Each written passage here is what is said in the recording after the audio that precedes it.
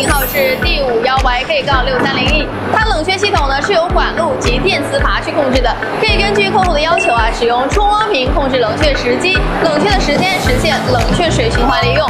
像点环机的预留开关呢是可以与通讯接口，是可以与机械手进行通讯的。信号轮呢是采用整体磁栅齿去控制环键的尺寸的。厂家一手货源，支持定制，有需要的朋友随时私信哦。